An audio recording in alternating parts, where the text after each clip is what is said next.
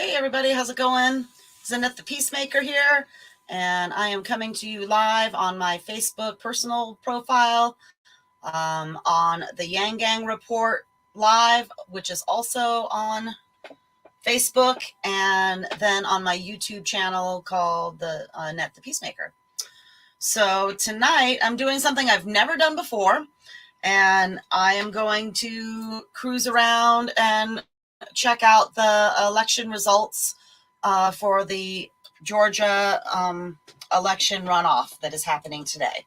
And this is a very important election because it decides whether the Republicans keep power or not, and whether we have to endure more years of Mitch McConnell or not. So, without further ado, I shall share my screen and let's see what we got going on.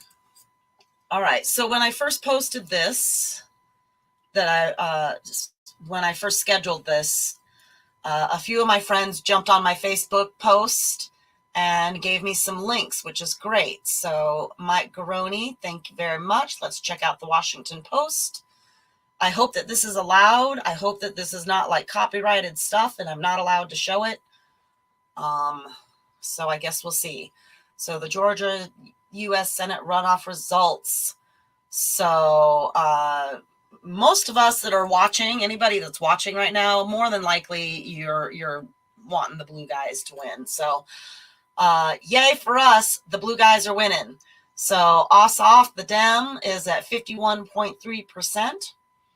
They're at 55% of the votes right now, which is great. And then Warnock, the Reverend Raphael Warnock, is at 51.7%.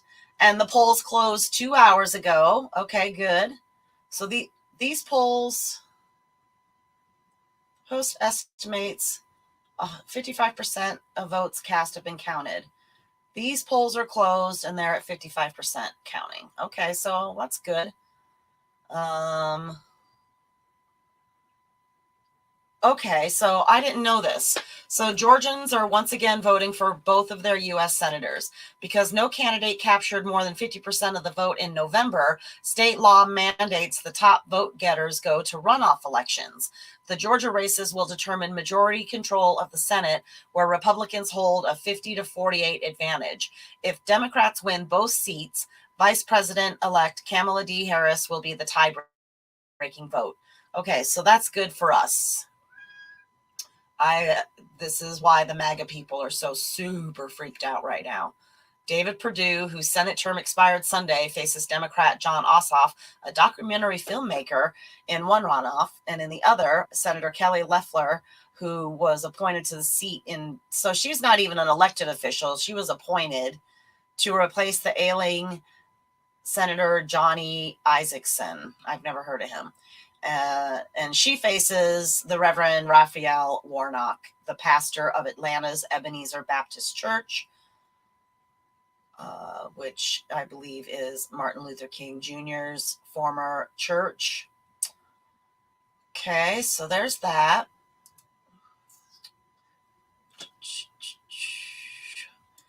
Okay, so I'm going to try this. My friend Tom Mullally sent me this CNN link.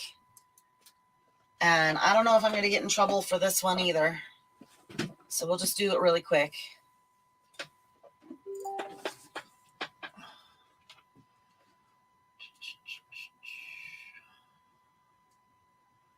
Ossoff at 51.3%.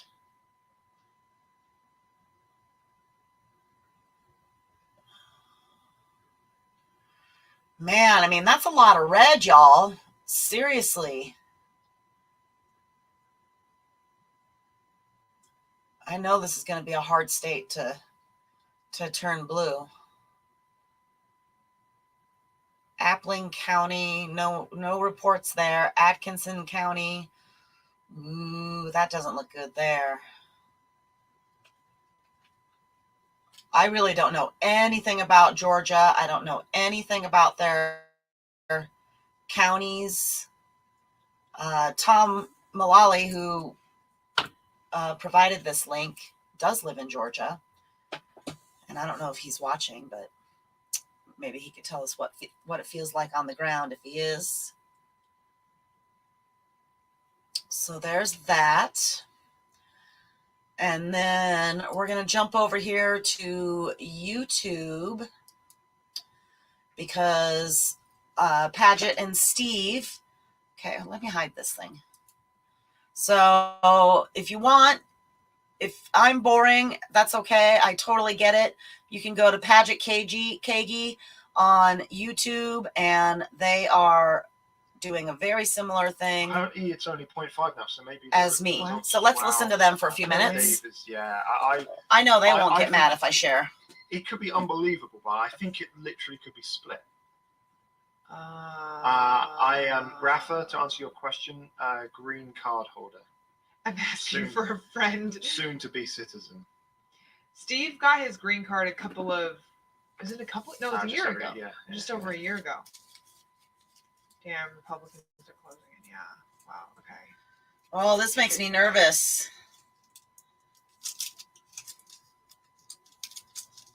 They aren't going to win. 2 more years of Turtle Man screwing us more.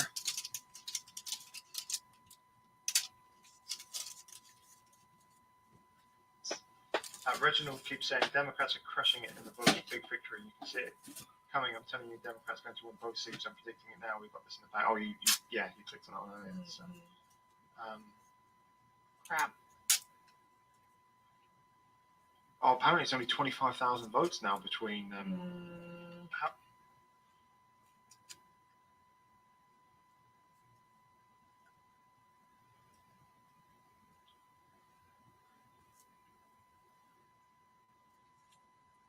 Guys, where are you seeing these updated numbers?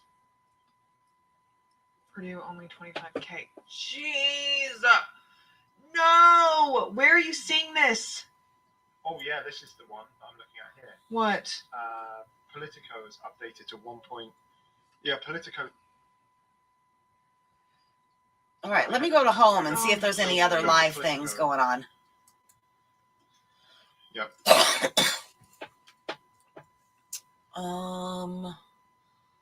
Live.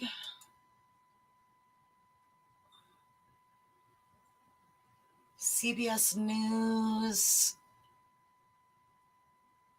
You guys don't make fun of me, but I play relaxing music for my cats because I'm a good cat mom.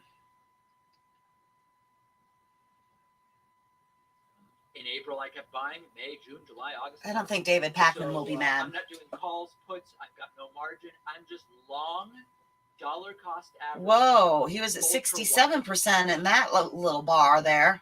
Total stock market index, total bond market index. That's me. And I know people asking about my Bitcoin. I don't know. I guess there's no real problem with me mentioning this. I like David Packman. Bitcoin for years and years and years. And it did hit a new all-time high.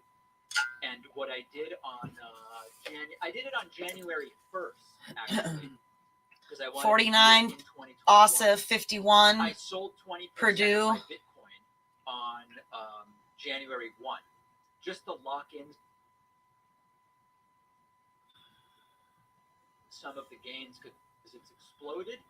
And what's crazy is since that day, it's gone up again by so much that I'm back to having the same Warnock amount 49%, and what's his name 50? It's insane. What's her name 51%? And it could crash tomorrow and be worth 0. 50.3 blue. And of course, What does that say? 49 points. Dang, that's close. 49.3. 98 or something. Oh, y'all. But because I sold it in 2021, I don't have to declare it until 2022. That's legal. I'm not doing anything sketchy. That's just the way it works. 2021, you declare in 2022. Beautiful. All right, good. Other super chats coming in. Carrie says this is scarier than Okay, well, this is boring. Okay.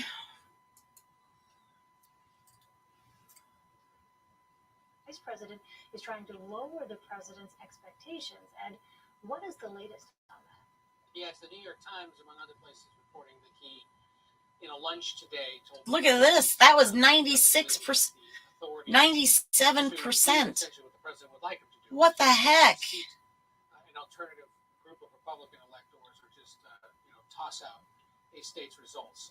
I'd be curious to know. This is so How the confusing. rest of that lunch went, if the vice president conveyed that. We again here at CBS haven't confirmed that, but that's the word that's been passed down from people close to the vice president and the president. That appears to be some table setting ahead of tomorrow's. All right, let's see what Now This News has to say.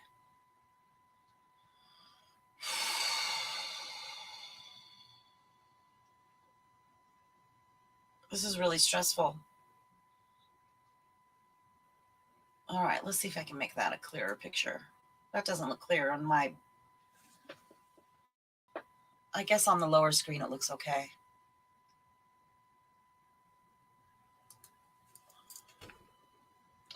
All right, what's this say? So, Ossoff at 50.4%, Perdue at 49.6%, Warnock at 50.8%, and Loeffler at 49.2%. Gosh, there we go. 50.4, 50.8. Man, that's pretty close. So if anybody is watching, what happened? What does it mean if it's too close to call? Like, what would happen if they're like 50.1% and 49 point, like what if they're only like a point apart or something? Will they have like, somebody's going to claim voter fraud? We're already expecting it. Thank you, Chang Jewel, for telling me I'm looking good. I appreciate that. So yeah, I would love it if somebody wants to come in here with me. What the heck?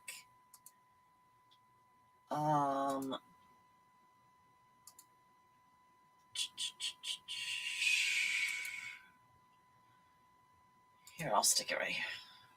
Right here. Copy. Here, paste. Go. Okay, so if anybody that knows what they're talking about would like to jump in and help me, because I don't really understand what is happening here very much, and this is the closest I've ever paid attention to any kind of election outside of my own state, So, yeah, all you guys, all you boys that put all this shit at the top of our pages, I really hate it. I do. Like, it's really unnecessary. Okay, well then, let's see. Paget. We're not going to watch the Young Turks because I think Cenk turned out to be a douche.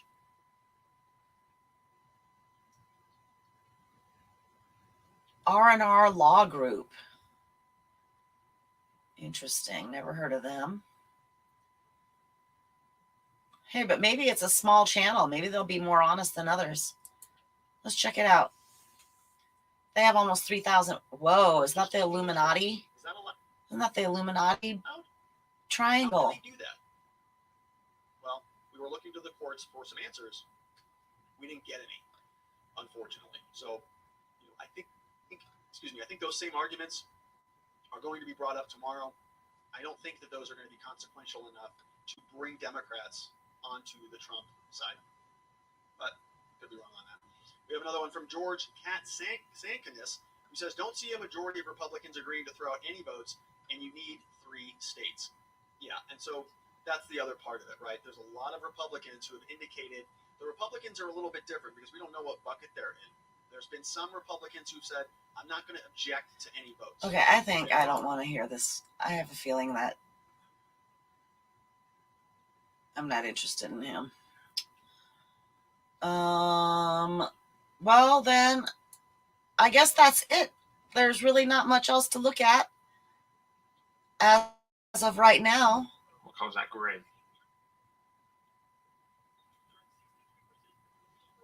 Floyd County. Hang on.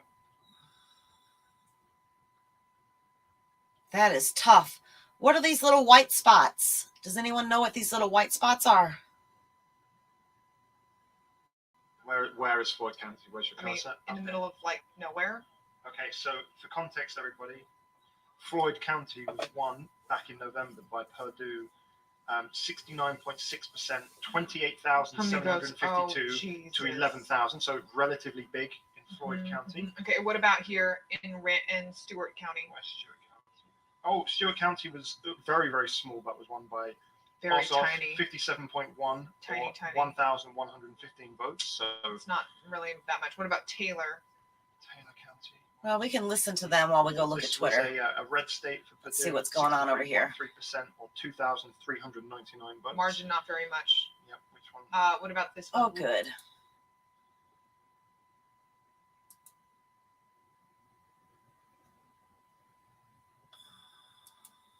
Lamar County. Where is it? It's like right, kind of like two Okay, thingies okay. above, two counties above. This was a very heavy Republican area.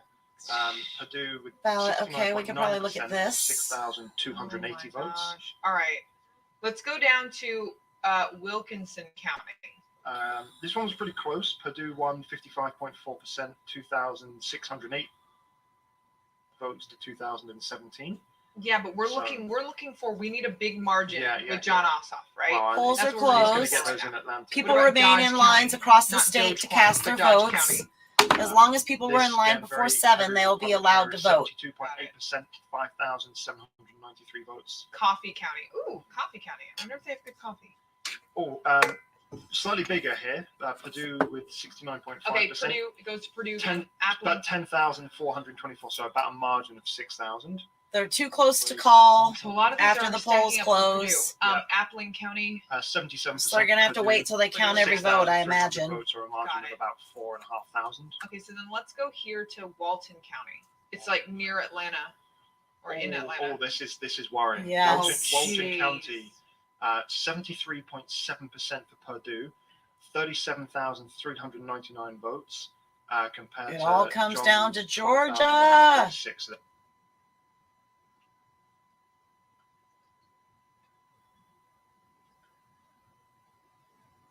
There was about 25,000 votes there. Which Okay, other ones what are- about this? They see few Taliaferro. security issues, so that's good. There wasn't a bunch of There's about hubbub 3 men and 2 dogs for them to shootings. deal with at the polls today. I can't imagine waiting in line that long, though, you guys. Like, that seems insane to me. I've never had to wait in line like that to vote. 21 people. Lincoln County. And this year was the first year I ever did the mail-in ballot. I had never done that before. Where's my matches? My lighter died, y'all. 3,100. And then I'm guessing this is also Purdue. Yeah. Stevens County. Yeah, 80%. About a Jesus. 7,000 margin. They had 70% voter turnout at this church today, at the Presbyterian Church, even though it looks like Lumpkin. it's slow. Oh, that's an awful name. Lumpkin County. Very heavy red, 77%, 9,000. And then Floyd. I think Did we do I Floyd? think we did do Floyd. Yeah, we started with Floyd, but that's about 17,000 Jeez. votes. So swing. basically, the ones where they haven't really had any reporting yet, Are all- pretty much all of all them, go yeah. to Purdue, except for Let's listen to this.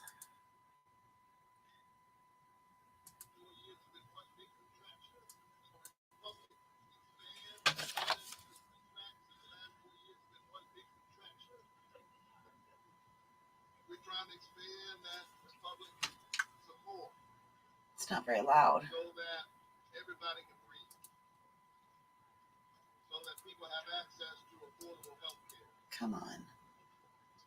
so that the folks that we're now all of a sudden calling essential Close. workers actually earn an essential wage.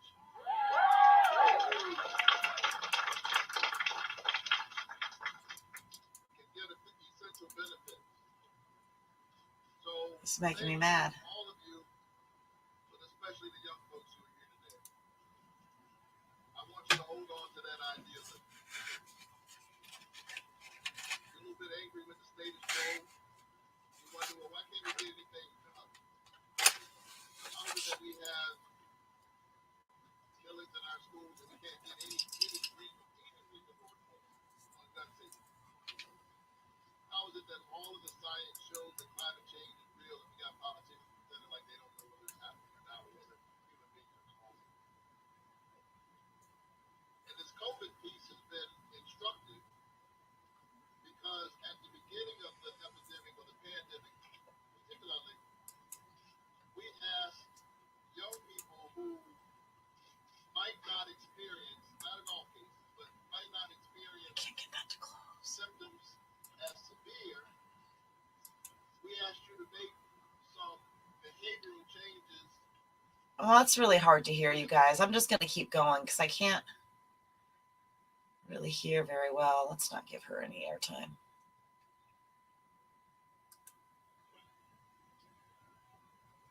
We're running against like the Bonnie and Clyde of corruption in American politics. Two United States senators who, when they learned about this pandemic that was bearing down on our shores, when they learned about the threat posed by a virus that's now killed more than 300,000 of our fellow Americans, their first call was to their stockbroker. Atlanta, we deserve better, and retirement is coming for David Perdue and Kelly Loeffler. Atlanta, we're running against. Nope. Nope.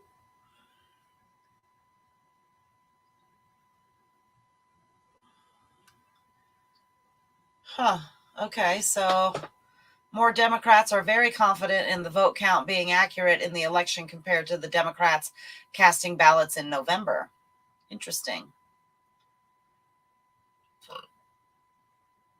MSNBC is not nice to us, so I'm not going to give them any airtime. They're not nice to Yang or the Yang Gang. All right, this is interesting. How Georgia voters see the ideologies of the runoff candidates.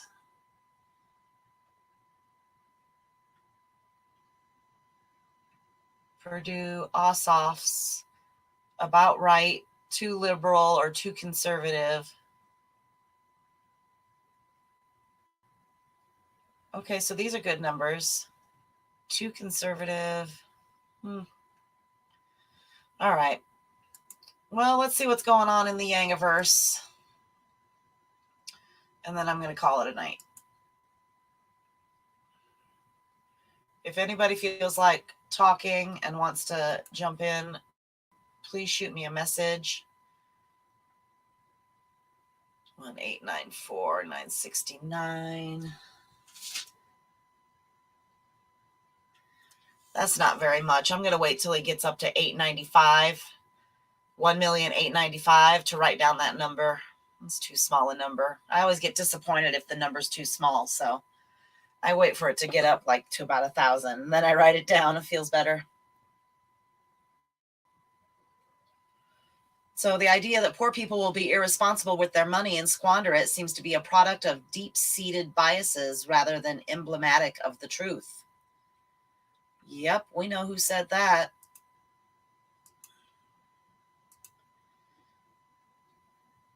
Asian American voters turned out in record numbers during the 2020 election, sending a clear message to the Republicans and Democrats alike. Seek us out, listen to what we tell you, and we can help you win. Indeed. Thank you, Rachel, Eric, and everyone. I'll be pumped if John and the Reverend win, and deeply saddened if they don't. There is a lot on the line. Yes, sir. At poll closing, it's a toss-up. New estimates at the is a toss-up. Okay, so this, Jacob Blake. Okay, so this caused some controversy. I was reading this one earlier.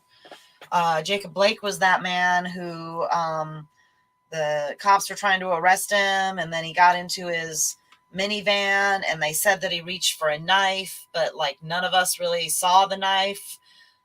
They said there was a knife, but I don't really know if there was a knife.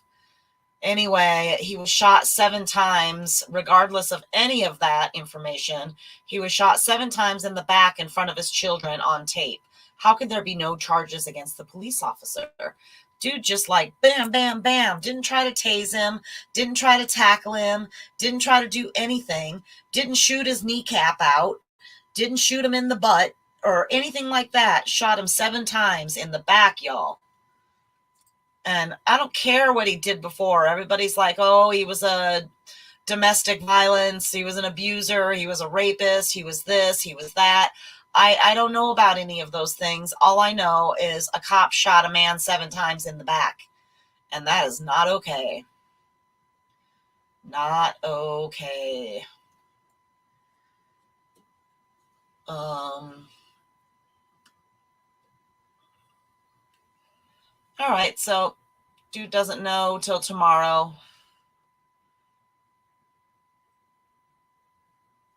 Big day in Georgia. Look at Evelyn. God, she's so beautiful. She really is.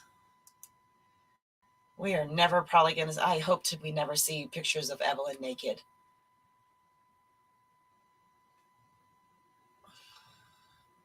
Yang Gang 2020. So really, new data from Steady boosts the case for unemployment insurance, stimulus checks, and universal basic income. New data. So this is on linkmedium.com if anybody wants to go look for that. Well, I just really hope these Dems win. They seem really cool. Yang, this Democrat who ran for president, moved his family to Georgia at the end of last year to help get out the vote in minority communities. The Asian American community is the fastest growing non-white community in Georgia, but also the entire country. So it would be no exaggeration to say that Asian Americans are now the swing vote in swing states like Georgia. Are you ready to vote on January 3rd? Of course, yeah. Yang spent a month knocking doors and holding rallies around the state for Ossoff and Warnock, with other popular Democrats like Martin Luther King III. I grew up the son of immigrants, and my parents did not discuss American politics in the home.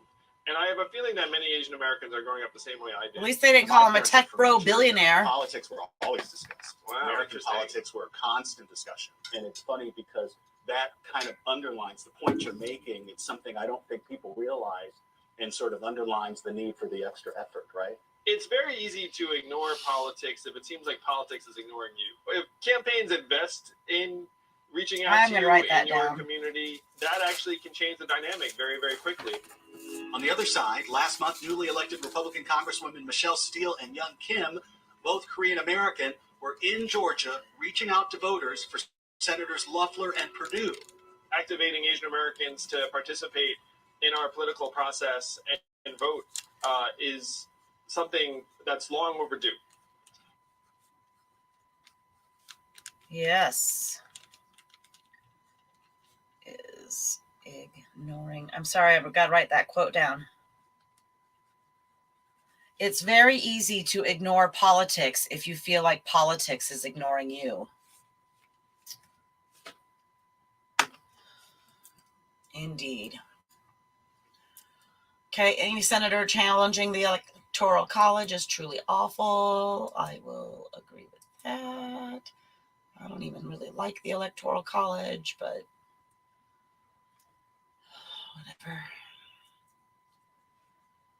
All right.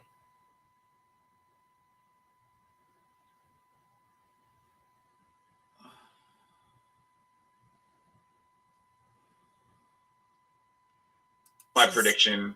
I've been wrong before. Think the Dems will pull this off? Are you allowed to make prediction? So the data points that have come in that have made people more excited and positive. Turnout in the early vote has been up across the board, particularly in Democratic-leaning areas. 100,000 Georgians who did not vote in November have already voted in the runoff. Now think Stephen, about that. I'll go back and look How the at heck that in a are second, you in okay? Georgia? You like missed the presidential, which is like the highest stakes presidential ever, and then now you've early voted in this race. And I have a feeling that the bulk of those 100,000 people are young people or disenfranchised people that actually got activated by grassroots organization during this time. I think 22,000, for example, 17-year-olds turned 18. so that might be a chunk of the 100,000. The sole determinant of whether Republicans are going to win this is whether they also get the turnout surge on election day, January 5th. And as you're listening to this, it's quite likely that Donald Trump is rallying in Georgia January 4th because he's actually showing up in Georgia to try and get out the vote. If some proportion of voters sit this one out on the Republican side, then the Democrats win. I think the Republicans are in a bit of a catch-22 where it's like,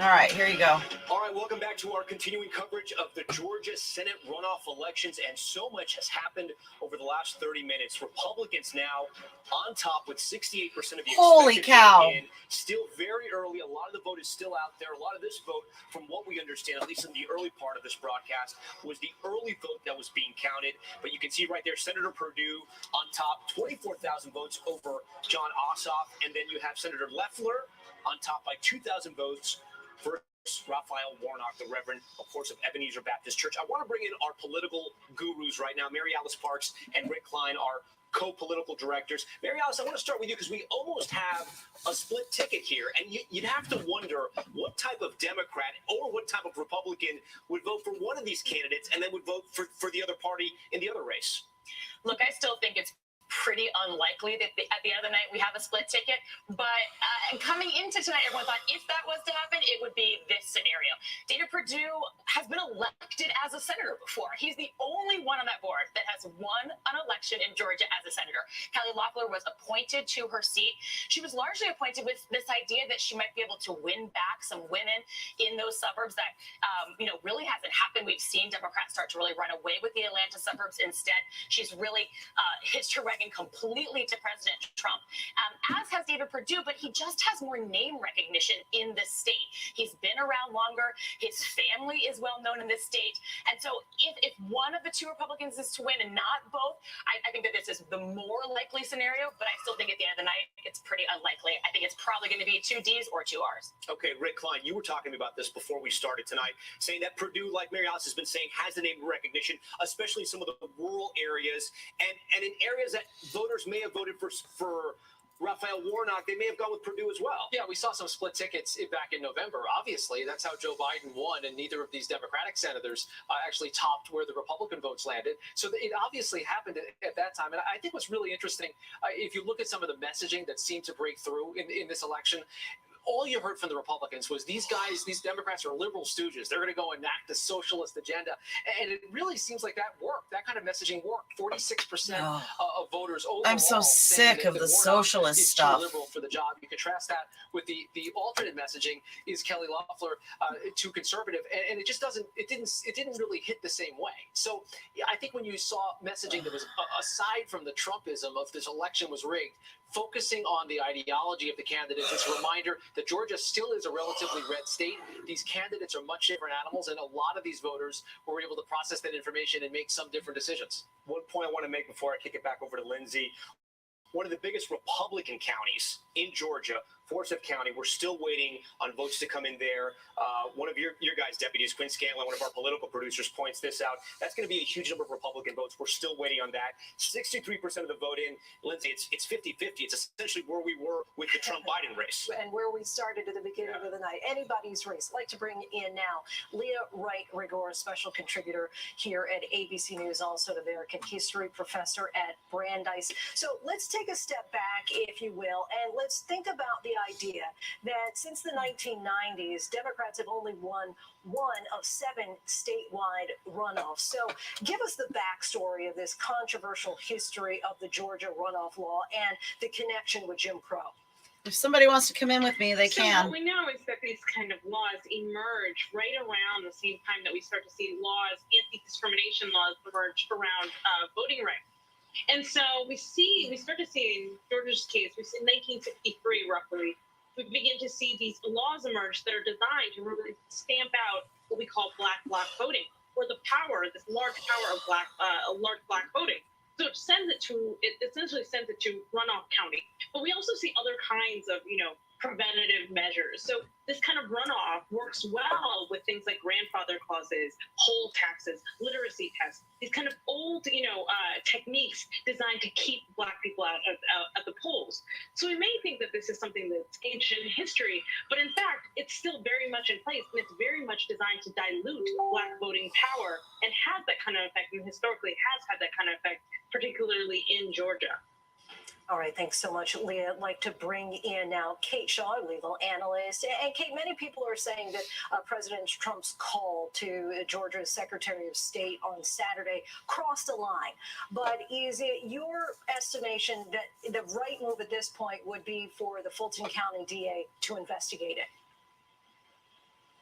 I think it's interesting that the Republican officials across the state of Georgia have sort of been uniform in condemning the president's call. It's a state that is basically run by statewide elected Republicans, and none of them have been willing to disavow the possibility that some local prosecution, or at least investigation of the lawfulness of that Trump phone call might be in order. So, it seems to me that doing that, making that call in the run-up to this election may have had a very significant political cost for President Trump and for these 2 Senate candidates, but also could conceivably at least lead to an investigation. The problem, of course, is a criminal justice standard will typically involve a state of mind, right? Establishing that the president knew that he was attempting to coerce fraud or commit fraud. And it's just not clear what he knows or believes about what transpired during the presidential election in Georgia. Ugh. So that, I think, would be the obstacle to potentially obtaining a conviction. But I think an investigation. So he could just say, "I didn't know. Possibility at I this didn't point, know." at least after January 20th when he leaves office. If I can put you on the spot for a moment, Kate, what was your immediate reaction when you heard the call? It was really shocking, honestly, Lindsay. I listened to the full hour. I'm sure a lot of people did. And the headlines didn't really even do justice. The experience of listening to someone, who really seemed to dance around and then actually come right out and say, I need you to change the results of the election for me, right? The democratically, sort of the will of the people pointed in one direction, and I need, 11,780 votes, and I need you to find those for me. So he talked about fraud, but at a couple of points, he seemed pretty explicitly to be seeking the commission of fraud. So for a sitting president to do that, I think I continue to be shocked by it, and we will see what, if any, legal fallout there may be. I'd like to bring Terry Moran in on All right, this, let's see specifically what about else the is call, going on. Terry, and we heard earlier from the Lieutenant Governor of Georgia, who has said in the past that he believes that it's the Republican Party needs to have a reckoning. What do you feel the role and the impact of that call, specifically to the Secretary of State in Georgia, how that might play out, not only in this particular election, but down the road for the Republican Party? Great question. And I think we saw in Lieutenant Governor Duncan's answer to... Oops. Sorry. Let's go back carefully, up here then. That one of the things that had mucked up this election was Republicans talking about these issues of fraud, which were not true. He praised the other, the Secretary of State and Brad Raffensperger and Governor Kemp. And he also went on to essentially open the door for the pivot. He explicitly said, let's talk about a pivot. He is an ambitious man. He's a talented young politician. He clearly thinks of himself as a Look at Reuters. Reuters. How do you say that?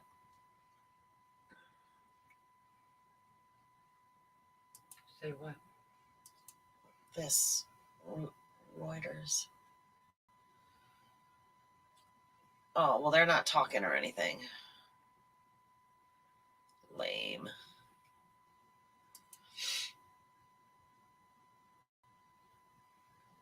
move his agenda forward. For instance, when it comes to things like vaccine distribution, which he knows will be a major undertaking by his administration, and one that is going to require additional funding from Congress. Similarly, when we look at COVID relief, we know the president-elect has already said what the Congress passed late last year was really just a down payment, and that more is going to be needed. Again, not just in terms of some of those stimulus checks, but whether that's additional funding for schools to try to get those open, which is part of his 100 days agenda. So he has made clear that having those two additional Democrats in the Senate, which basically would put the Senate at a 50-50 split and make Vice President-elect Kamala Harris the tiebreaker, that in essence would certainly help him move his agenda along much easier than certainly if the current Republicans were to stay in office. Okay.